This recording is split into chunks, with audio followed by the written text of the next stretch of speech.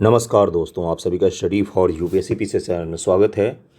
हम लोग daily newspaper discussion वगैरह करते हैं, लेकिन आज आपके लिए निबंध के लिए ये वीडियो होगा।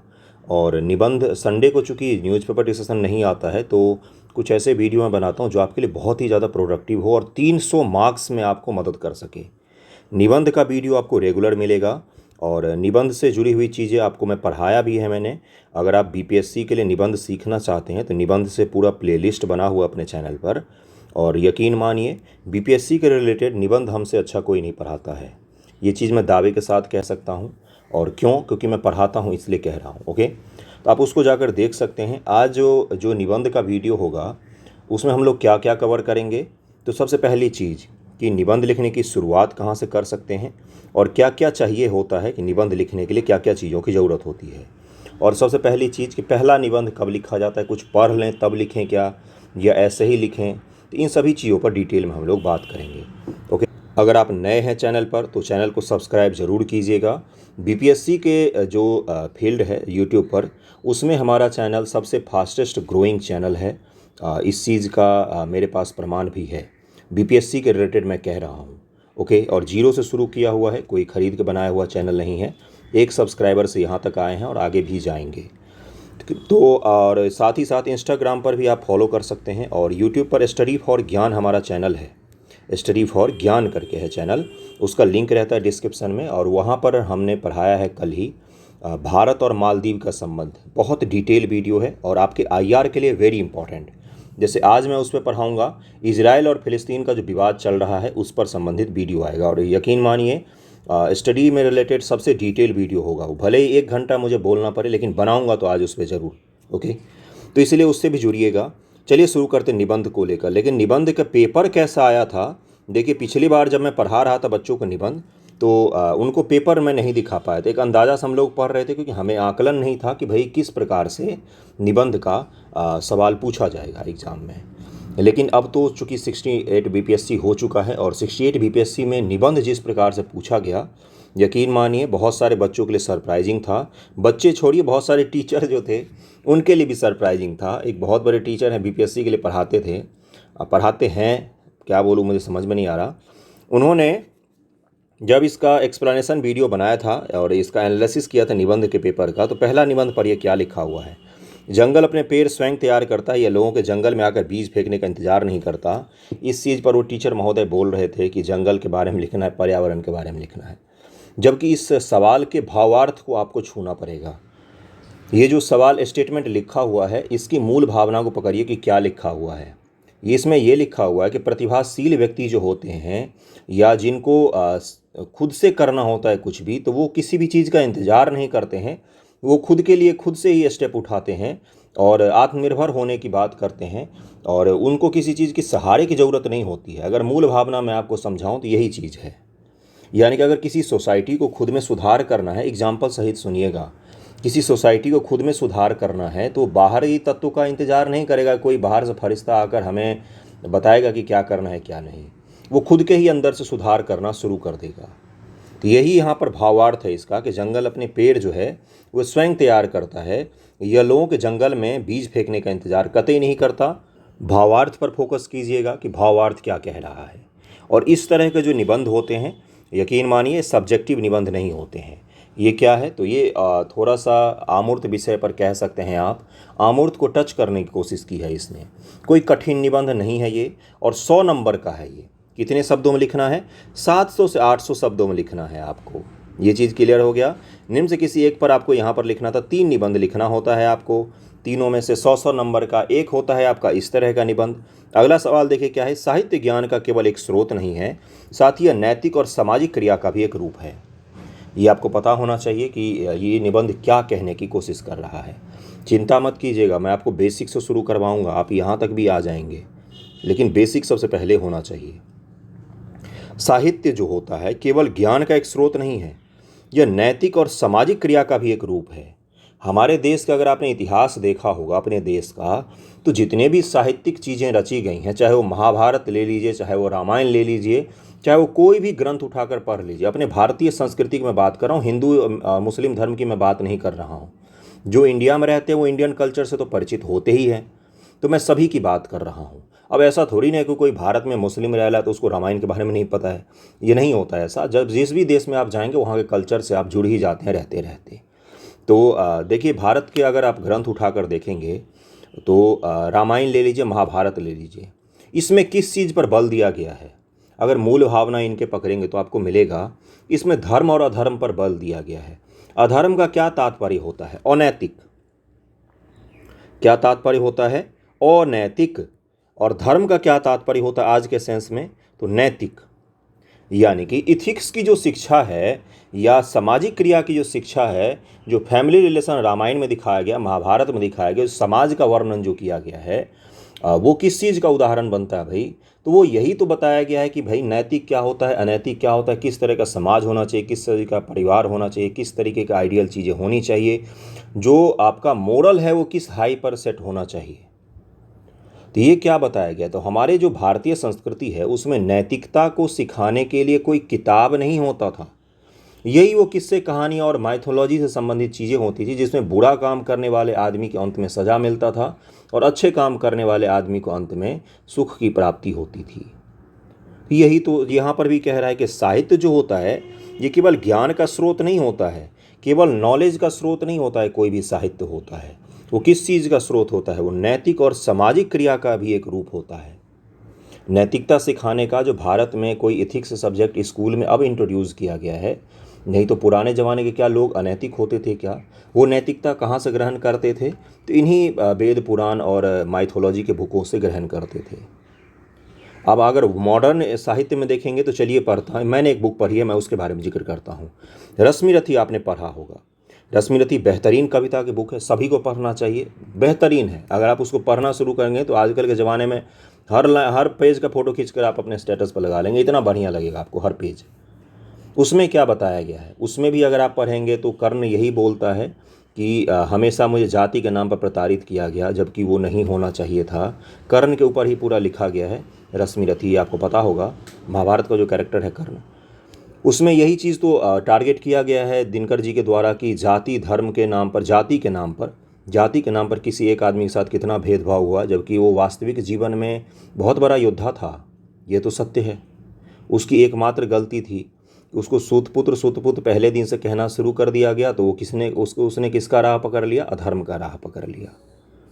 तो बाय बर्थ जो था वो कर्ण अधर्मी थोड़ी न था, उसको हमारे समाज ने वैसा बनाया। तो ये क्या बताता है आपको कि सामाजिक क्रिया का एक रूप होता है साहित्य, वो केवल और केवल ज्ञान का नहीं होता है। तो आपको क्या लिखना है इसमें अंदाज़ा हो रहा है। जो भी मैं बोल रहा हूँ वो सब आप लिख सकते हैं। निबंध की सबसे बड़ी खासियत ही यही होती है कि उसमें जो भी आप सोच सकते हैं वो सब कुछ लिख सकते हैं आप, ठीक ना? हाँ, सोचने की शक्ति आपकी अच्छी होनी चाहिए, लेखन शैली आपकी अच्छी होनी चाहिए। सिलेबस भी मैं बताऊंगा, मैं निबंध का सिलेबस भी मैं बताऊंगा, चिंता मत कीजिएगा। अपने अनिवार्य कर्तव्य का पालन करें, क्योंकि कर्म निष्क्रियता से अब अवश्य ही उत्तम होता है। इन्होंने बोला है कि अपने जो आपके जो अनिवार्य कर्तव्य हैं वो उसका पालन जरूर करना चाहिए। निष्क्रियता का मतलब होता है कुछ नहीं करने से कुछ करना अच्छा होता है। इस लाइन का सार क्या है? यही है इस लाइन का सार, कुछ नहीं करने से कुछ करना अच्छा होता है। अब इस तरह के निबंध में सबसे मूल चीज़ क्या होता है आपको बताऊं मैं लिखने के लिए? एग्जाम्पल। जितना ज़्यादा आप एग्जाम्पल करेंट अफेयर से, हिस्ट्री से, माइथोलॉजी से, सोसाइटी से, अपने आस पड़ोस से, अपने ऑब्जर्वेशन से आप ग्रहण करते हैं, जितना ज़्यादा आप एग्जाम्पल लिख पाते हैं अपने आंसर में, इसमें एग्जाम्पल दे देकर इस लाइन को बार बार जस्टिफाई करना है। शुरू से अंत तक 700 शब्दों में आपको वही करना है। और एक चीज़ मानिएगा, निबंध के पेपर में आपको सोचने के लिए समय बिल्कुल मिलेगा, सच में समय वहाँ पर मिलता है, क्योंकि निबंध का पेपर GS2 के पेपर और GS1 के पेपर की तुलना में कम लेंदी होता है। जैसे GS2 के पेपर में आपको 4000 शब्द तक लिखने होते हैं, जबकि निबंध के पेपर में अगर आप 3 निबंध लिखते हैं तो 8 त्रिक 2400 शब्द मात्र आपको लिखना होता है। यानी कि वहाँ पर आपको सोचने समझने के लिए समय मिल जाता है। वहाँ पर आप बैठकर थोड़ा सा रफ वर्क कर सकते हैं कॉपी के पीछे, फिर आप निबंध को लिख सकते हैं। तो ये चीज़ ध्यान में रखिएगा, कोई ऐसा घबराने की चीज़ तो बिल्कुल नहीं है निबंध। और आपके लिए मार्क्स में बहुत बेनिफिट होगा, बहुत ज़्यादा इसमें मार्क्स उठा सकते हैं आप, क्योंकि इसका जो सिलेबस है, अब सिलेबस पर भी चर्चा करेंगे, लेकिन दूसरा खंड जरा देख लीजिए क्या है। हम इतिहास के निर्माता नहीं हैं, बल्कि हम इतिहास द्वारा निर्मित होते हैं। एक कथन मैं बताता हूँ, ध्यानपूर्वक सुनिएगा। मैंने पिछली बार ही बताया था कि इतिहास से हम क्या सीखते हैं। मनुष्य इतिहास से क्या सीखता है कि मनुष्य इतिहास से कुछ भी नहीं सीखता है। हमने इतिहास से यही सीखा है कि मनुष्य कभी भी अपने इतिहास से कुछ नहीं सीखता है। तो ये मैं आपको क्या बता रहा हूँ, जो भी मनुष्य होता है या जो भी सोसाइटी होता है, जो भी होता है, वो सब कुछ अपने इतिहास द्वारा निर्मित होते हैं। ये यहाँ पर बताया जा रहा है कि हम इतिहास के निर्माता नहीं। आप खुद को ये मत समझिए कि आप इतिहास का निर्माण कर रहे हैं, बल्कि इतिहास ने आपका निर्माण किया है। जो आपका व्यक्तित्व है, जो आप जिस लेवल पर रह रहे हैं, हर चीज़ आपके हिस्ट्री से संबंधित होता है। व्यक्तिगत जीवन का भी इतिहास उठाकर देख लीजिए, किसी समाज का भी इतिहास उठाकर देख सकते हैं, किसी देश का भी इतिहास उठाकर आप देख सकते हैं। एग्जाम्पल में अपने पड़ोस में चले जाइए, पाकिस्तान, वहाँ का इतिहास पढ़िए ज़रा। वो अपने इतिहासों के द्वारा ही आज इस स्तर पर पहुँचा हुआ है। डिक्टेटरशिप के अलावा वहाँ पर कुछ रहा ही नहीं। डिक्टेटरशिप और सेंसरशिप, दो ही चीज़ तो पाकिस्तान में रहा ही हमेशा। मैं एक एग्जाम्पल दे रहा हूँ, मुझे कोई कतई ऐसा नहीं है कि मैं नफरत करता हूँ, ऐसा कुछ नहीं है। मैं आपको समझाने के लिए एक एग्जाम्पल दे रहा हूँ। दूसरा चले जाइए कहाँ पर, तो ब्रिटेन चले जाइए, वो भी अपने इतिहास के द्वारा ही निर्मित है। फ्रांस में चले जाइए, फ्रांस भी अपने इतिहास के द्वारा निर्मित है। फ्रांस की क्रांति आज भी दुनिया भर की किताबों में पढ़ाई जाती है। क्यों? क्योंकि उससे अच्छा एग्जाम्पल ही नहीं है राजशाही को पलटकर लोकतंत्र को लाने का एग्जाम्पल पूरी दुनिया में। पहली बार जो सफल क्रांति कहीं पर हुई थी, वो कहाँ पर हुआ था? तो फ्रांस में ही हुआ था। वो इतिहास क्यों पढ़ाया जाता है? क्योंकि फ्रांस का निर्माण ही उसी से हुआ है। आज जो आपको लोकतांत्रिक मजबूत फ्रांस दिखता है, उसका निर्माण उसी क्रांति से हुआ है। तो ये क्या बताया जा रहा है कि आप इतिहास नहीं बना रहे हैं, बल्कि आप इतिहास द्वारा बने हुए होते हैं। इंटरनेट ने हमारे संसार को विश्व गांव में बदल दिया है। Internet has turn our world into global village. Global village का क्या तात्पर्य होता है? विलेज का मतलब क्या होता है? सबसे पहले आप मुझे ये बताइए, अभी मैं सिलेबस पर भी ले चलूँगा आपको। भावार्थ समझिएगा, निबंध को, जो आपका पेपर आया है उसी को समझना। अभी इसमें बिहार स्पेशल मैंने इंक्लूड नहीं किया है, उसका अलग से लेक्चर लूँगा मैं। विलेज का तात्पर्य ये होता है कि एक दूसरे को जानने पहचानने वाले लोग एक जगह रह रहे होते हैं। अगर आप शहर में आएंगे तो आपके पड़ोस में कौन रह रहा है या आपके ऊपर वाले फ्लोर पर कौन रह रहा है, इसका जानकारी नहीं के बराबर में होता है। तब तक जब तक आप बहुत दिनों से एक घर में नहीं रह रहे हैं, 10 साल 15 साल हो गया है तब तक, है ना। लेकिन गांव में अगर आप जाएंगे तो पूरे गांव लगभग में एक दूसरे को जान रहे होते हैं, नाम से और शक्ल से, सूरत से जान तो रहे ही होता है। तो ये क्या बता रहा है कि गांव में जो होती है वो जान पहचान और कनेक्टिविटी शहरों की तुलना में ज़्यादा होती है। अब इन्होंने बोला कि इंटरनेट ने पूरी दुनिया को एक गांव बना दिया है, ग्लोबल गांव बना दिया, ग्लोबल विलेज बना दिया। इसका तात्पर्य क्या है कि कनेक्टिविटी और एक दूसरे को जानने का जो पहले गैप था कि भाई जानते नहीं थे लोग, उस चीज़ को कम कर दिया है इंटरनेट ने। अब आप कहीं से भी बैठे बैठे भारत के गांव को देख सकते हैं। बहुत सारे ब्लॉगर्स होते हैं जो अलग अलग चीज़ों को दिखाते हैं। इससे क्या होता है, आप उस जगह को जान रहे हैं। ये चीज़ समझ में आ रहा है आपको? आप कहीं पर भी किसी भी दुनिया के हिस्से की फ़ोटो चंद मिनटों में देख सकते हैं। ये क्या है? तो ये आप बैठे बैठे अपने गांव से या अपने शहर से, अपने रूम से दुनिया के किसी भी कोने को एक्सेस कर सकते हैं। तो ये क्या है? तो ये एक्सेसिबिलिटी बढ़ा दिया है और कनेक्टिविटी बढ़ाया है इसने। और इससे क्या होता है कि दुनिया जो है ग्लोबल विलेज के तौर पर काम करने लग गई है। ये चीज़ समझ में आ रहा है आपको? इसी चीज़ को अपने शब्दों में शुरू से अंत तक लिखना है। चिंता मत कीजिए, मैं इंट्रो लिखना भी सिखाऊंगा, सब कुछ सिखाऊंगा। आज तो पहला ही लेक्चर ले रहा हूँ मैं 69 बीपीएससी के लिए निबंध का। ओके, अगला देखिए टॉपिक क्या है। Thoughts is the base of life. विचार जीवन का आधार होता है। विचार का मतलब क्या होता है? विचार तो विचार होता है, आप किस तरह की चीज़ों को सोचते हैं, किस तरह से आपका थॉट प्रोसेस काम करता है। कुछ लोग होते हैं जो किसी भी चीज़ को निगेटिव तरीके से ही लेते हैं, आपको मिले होंगे कुछ लोग ऐसे, तो उनका लाइफ ही वैसा हो जाता है। और कुछ लोग ऐसे होते हैं जो किसी भी ख़राब सिचुएशन में अपने विचारों के द्वारा, खुद के थॉट प्रोसेस के द्वारा उसको पॉजिटिव तरीके से लेने की कोशिश करते हैं, तो उनका लाइफ फिर उस तरह का हो जाता है। इन्होंने बोला है कि जो आपके विचार हैं, जो आपका विचार है, विचार का तात्पर्य यहाँ पर ये है, एक अगर सिंपल भाषा में थोड़ा सा लेमन में समझाऊँ, किसी भी चीज़ को लेकर जो आपका एटीट्यूड होता है वही आपके जीवन का आधार होता है। विचार और एटीट्यूड में मुझे भी पता है अंतर होता है, लेकिन आपको समझाने के लिए मैं कह रहा हूँ। विचार का तात्पर्य होता है कि आप किसी चीज़ को लेकर क्या थॉट प्रोसेस रखते हैं, वही आपके जीवन का आधार हो जाता है। ओके, और अगला कौन सा है? कोविड के बाद बदलाव मांगती शिक्षा। Education seeking change after Covid, ये है अगला टॉपिक। और इसमें क्या बताना था भाई कि कोविड के बाद किस तरह से बदल गया है। जो टेली एजुकेशन का कॉन्सेप्ट था, टेली एजुकेशन जो कभी पहले चलता था टेलीविज़न के माध्यम से, वो अब बदल के हर गांव-गांव तक पहुंच रहा है एजुकेशन, और एजुकेशन में क्या-क्या बदलाव होना चाहिए कोविड के बाद, इससे जुड़ा हुआ सवाल पूछा गया था। तो ये मूर्त विषय है, ये भी मूर्त विषय है, इंटरनेट वाला, ये दोनों मूर्त विषय थे, बाकी सारे के सारे अमूर्त थे। और एक चीज़ बता दूं मैं, अब चलते हैं ऊपर, ये सभी मैं दिखाऊंगा आपको, सोर्स सब कुछ समझाऊंगा मैं आपको, लेकिन अब ध्यानपूर्वक कुछ देर सुनिएगा। चेयरमैन सर ने जब ये नहीं इंट्रोड्यूस किया गया था, जब पहली बार इंट्रोड्यूस किया गया निबंध का पेपर, उससे पहले उन्होंने बोला था कि मूर्त और अमूर्त दोनों रहेंगे। अमूर्त का तात्पर्य होता है ऐसी चीज़ें जिसको सुनने के बाद आपके दिमाग में कोई चित्र नहीं बनता है। मैंने बहुत बार एग्जाम्पल दिया है, जैसे मैं आपको बोलूँ कि कर्म ही पूजा है, तो बताइए इसका क्या होगा, आपके दिमाग में कोई फिगर नहीं बन रहा होगा कि हाँ भाई क्या है क्या नहीं। या मैं आपको बोलूँगा कि चलिए मूर्त विषय पर ले लेते हैं, इंटरनेट के दौर में महिलाएँ, तो आपको एक तो फिगर बन रहा होगा दिमाग में कि हाँ भाई इंटरनेट के दौर में महिलाओं की क्या स्थिति हो रही है क्या नहीं, इससे जुड़ी हुई चीज़ें लिखनी है। लेकिन कर्म ही पूजा है, इसमें आप क्या लिखोगे? कर्म और पूजा में बताइए, वो वाला पूजा नाम वाला नहीं मैं कह रहा, कर्म ही पूजा वाला कह रहा हूँ, जो अपने भगवत गीता का सार है उसके लिए मैं कह रहा हूँ। तो ये क्या है? तो ये अमूर्त विषय हो गया। जैसे आज के पेपर में जो मैंने दिखाया, पेड़ वाला, जंगल वाला, या विचार है आपके जीवन का आधार होता है, ये सब क्या है? ये सब अमूर्त विषय है, और इससे जुड़े हुए निबंध आपको लिखना था। यानी कि अमूर्त विषय से आप बच नहीं सकते हैं, लेकिन अमूर्त विषय पर निबंध आप लिखना तभी शुरू कर सकते हैं जब आपका निबंध मूर्त विषय पर लिखने में आपका उंगली चले, कलम चले, हाथ चले, तभी आप लिख सकते हैं।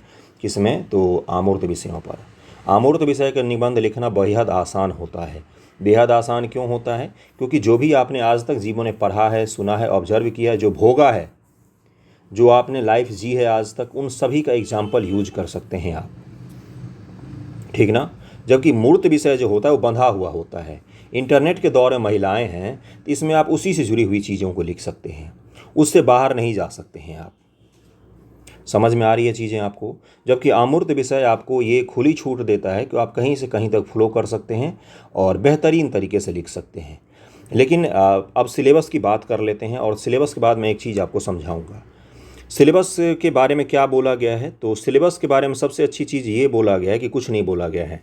सिलेबस जो है वो अनडिफाइन है, सिलेबस इसका अनडिफाइन है और कुछ नहीं बोला गया। ये सबसे अच्छी चीज़ है और सबसे बुरी चीज़ भी है, क्योंकि सिलेबस डिफाइन नहीं होता है तो सब कुछ उसके दायरे में आ जाता है। बस ये बोला गया है कि एक बिहार स्पेशल का रहेगा, एक मूर्त रहेगा और एक अमूर्त रहेगा। लेकिन ये भी कोई कंपलसरी नहीं है, अमूर्त सारे हो सकते हैं। हो सकता है अगली बार जो 69 बीपीएससी आए उसमें मूर्त विषय पर निबंध आ जाए, और बिहार स्पेशल एक फिक्स रहता है जिसमें बिहार के मुहावरे वगैरह डाले जाते हैं। लेकिन वो मैथिली भाषा में उन्होंने आइंस्टीन का लाइन लिख दिया था पिछली बार, तो ये आपको पता होना चाहिए। तो सिलेबस कुछ नहीं है, ओके। अब जो निबंध पूछे जाते हैं उसकी तैयारी कैसे की जाती है, ध्यानपूर्वक सुनिएगा। निबंध को तैयार करने के लिए किसी किताब को क्या पढ़ने की ज़रूरत है? नहीं पढ़ सकते हैं आप, पढ़ के भी तैयार नहीं कर सकते हैं।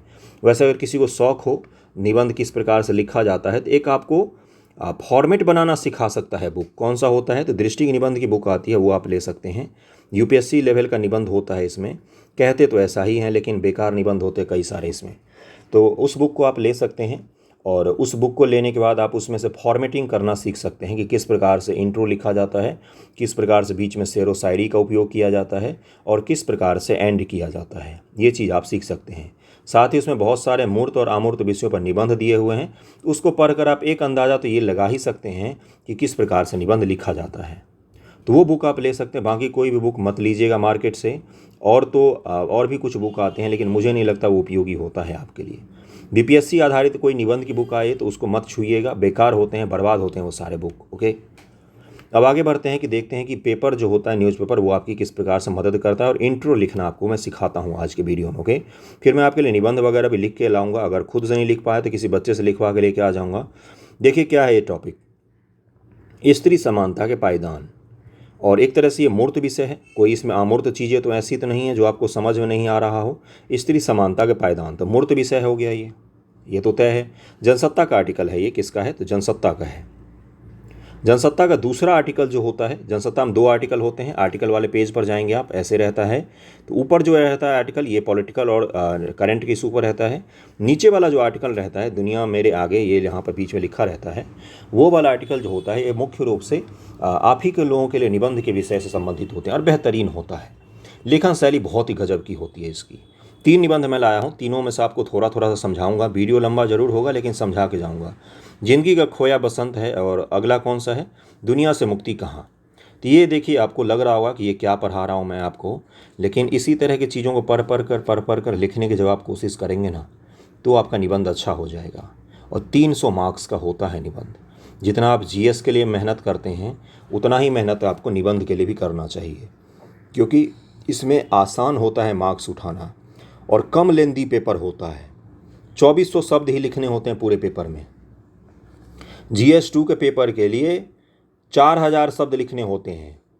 तो यानी कि निबंध का पेपर जो होगा ये आपके लिए आसान रहता है, और आसान के साथ साथ इसमें स्कोर भी आप खूब अच्छा कर सकते हैं। और ये आपको पूरी छूट देता है कि आप अपने मन की चीज़ें लिख सकें। किसी भी दो व्यक्ति का निबंध कभी मैच नहीं करता। क्यों? क्योंकि निबंध अपने थॉट प्रोसेस से लिखा जाता है, और कभी भी थॉट प्रोसेस किसी दो व्यक्ति का मैच नहीं करता है। क्यों? क्योंकि हर व्यक्ति अलग होता है, मन्नेर मन्नेर मतिर भिन्ना। इसलिए मैं कह रहा हूँ तो निबंध पेपर आपके लिए बेहद आसान और अच्छा होता है। देखिए क्या लिखा हुआ है। इंट्रो लिखना सीखिएगा। आज जब स्त्री पुरुष समानता की नई इबारत लिखने की बात हो रही है, तो महिलाएं यहाँ तक कि नन्ही बच्चियों से भी बलात्कार की खबरें क्षोभ से भर देती हैं।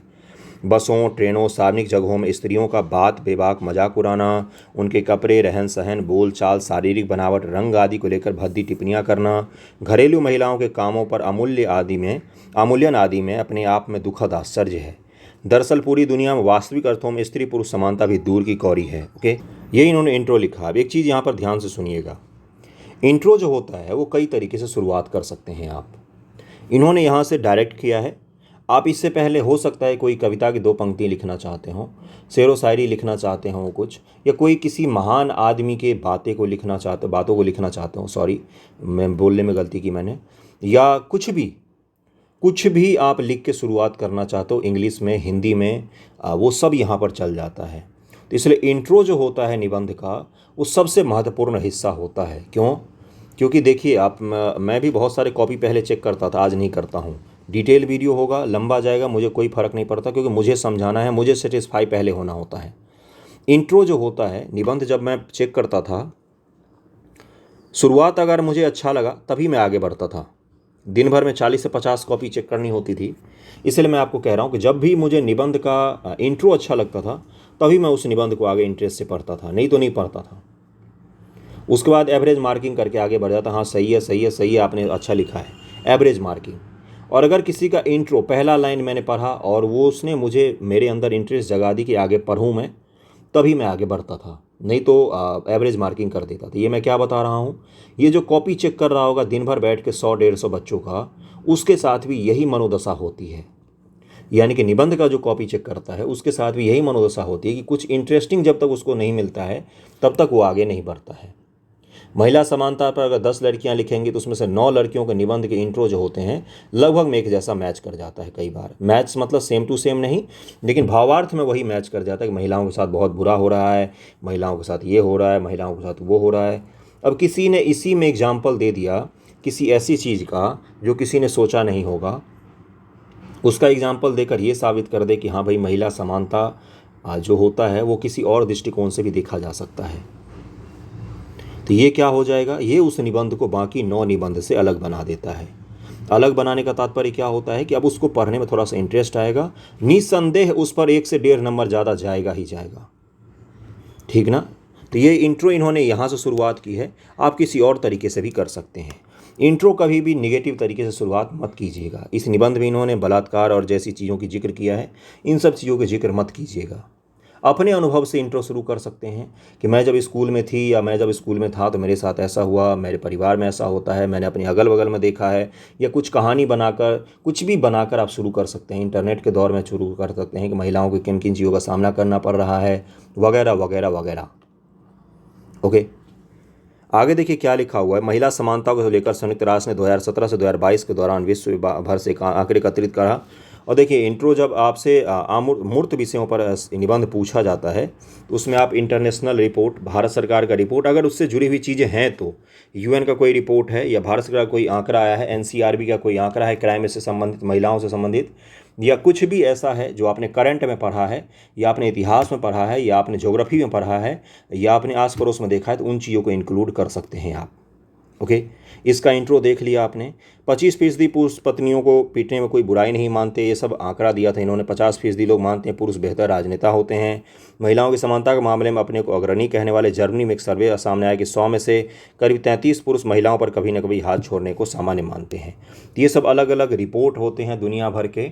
इसको आप खुद की आप बीती में भी लिख सकते हैं अगर आपके पास कुछ ऐसा है, या अगर आप कहानी बनाना जानते हैं तो उसके फॉर्मेट में भी लिख सकते हैं। समानता क्या, अधिकार क्या होता है, और किस प्रकार से अपने घर में देखते हैं कि आपकी माताश्री दिन भर काम करती हैं और बाकी लोग काम नहीं करते हैं, तो ये भी तो एक समानता का उल्लंघन होता है। पिताजी को तो संडे को छुट्टी मिल जाती है, लेकिन माताजी को तो संडे को और भी ज़्यादा काम करना पड़ता है, तो ये भी तो असमानता की बात है। उनके काम का तो कोई वेतन भी नहीं है। वेतन से तात्पर्य यहाँ पर पैसे में नहीं है, कम से कम सम्मान तो होना चाहिए था उस काम का। हम लोग क्या बोल देते हैं, घरेलू महिलाएं हैं, कुछ नहीं करती हैं, हाउसवाइफ हैं, कुछ नहीं करती हैं, तो देश कैसे चल रहा है, ये आपको समझ में आ रहा है? कुछ नहीं करती हैं तो देश कैसे चल रहा है? कोई आदमी जो काम करने जा रहा है तो सुबह उसको नहीं मिलेगा खाने को तो कैसे जाएगा? तो वो जो आदमी जा रहा है उसके पीछे ये औरत है जो घर में काम कर रही है। उनको हमारे जीडीपी में नहीं गिना जाता। उनके काम को कोई आज तक ऑथराइजेशन नहीं मिला है कि हाँ भाई लीगल मतलब सही है, ये काम है, ये आज तक उन पर नहीं मिला है कि ये काम कर रही हैं। तो ये मैं आपको क्या समझा रहा हूँ, ये आपको घर के अंदर मैंने समानता और असमानता का एक उदाहरण दिया है। ये चीज़ क्लियर हो गया होगा। तो इस तरह की चीज़ें आपको सोचनी पड़ेगी, ऑब्जर्वेशन कहते हैं इसको। अगला जो निबंध है, अगले का भी मैं इंट्रो आपको पढ़ाऊँगा। देखिए यहाँ पर क्या लिखा हुआ है, जिंदगी का खोया बसंत।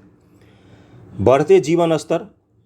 अब इस जो जीवन का खोया बसंत है, इसको कोई बच्चा किसी और दृष्टिकोण से भी लिख सकता है। जो इसमें लिखा हुआ है वो एक दृष्टिकोण है, एक डायमेंशन है। इसके अलग अलग डायमेंशन हो सकते हैं। हर आदमी इस पर हर तरीके का निबंध लिख सकता है। तो इसका इंट्रो देखते हैं कि क्या है और इन्होंने किस प्रकार से लिया है। बढ़ते जीवन स्तर मनुष्य के शैक्षणिक विस्तार ने भौतिक जीवन को चकाचौंध को और अधिक फैलाया है। सांस्कृतिक जीवन की विरासतें बदली हैं और नए जीवन मूल्य ने जन सामान्य को आकृष्ट किया है। मानव संवेदना का जीवन संघर्ष ने इस कदर झिंझोर दिया है मानव संवेदना को कि वह पूरी तरह रूखा हो चुका है। इस संकीर्णता से जीवन का लालित्य बदलाव के उस कोने तक आ गया है जहां वह बलात् खुशियां बटोर कर अपने खुशहाल होने की गलतफहमियों में उलझ गया है। बलात् खुशियां का मतलब समझते हैं? बलात् का मतलब ये होता है ज़बरदस्ती।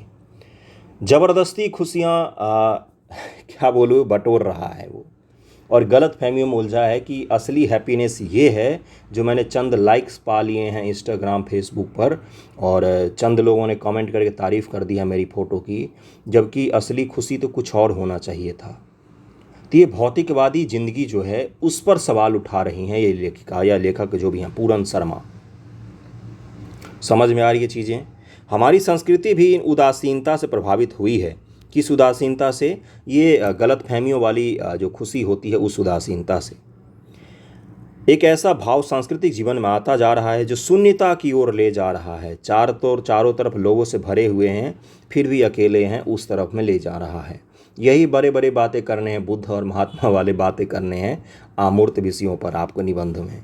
चिंता मत कीजिए, पहला ही लेक्चर है, एक आपको दिमाग में फ्रेम बनना चाहिए। मैं आपको लिखना भी सिखाऊंगा। मनुष्य के रूप में सामाजिक सरोकार खास प्रतिबद्धताओं का स्मरण तो दिलाते हैं, पर समाज रचना के काम में वह अपनी भूमिका को हेरफेर के साथ स्वीकार करता है।